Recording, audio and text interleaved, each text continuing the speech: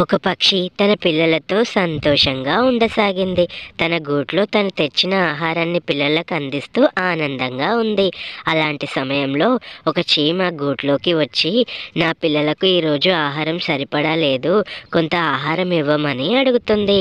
అప్పుడు తల్లి పక్షి ఉండు అంటే పిల్ల పక్షులు మాత్రం లేదు, మా అమ్మ కష్టపడి తెచ్చుకున్న ఆహారాన్ని నీకివ్వడం ఏంటి, మేము ఇవ్వము అంటాయి.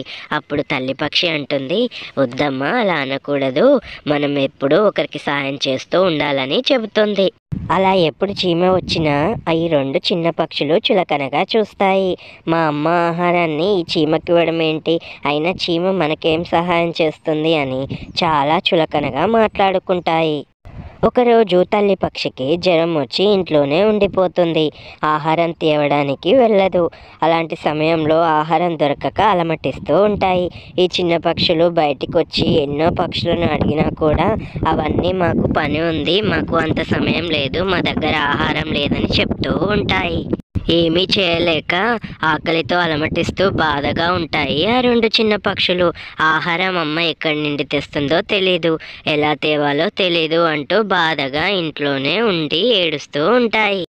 అలాంటి సమయంలో చీమ అక్కడికి వస్తే చీమను చూసి ఈ చీమ ఏం జరిగిందని అడిగితే అవి చాలా చులకనగా సమాధానం చెప్తాయి.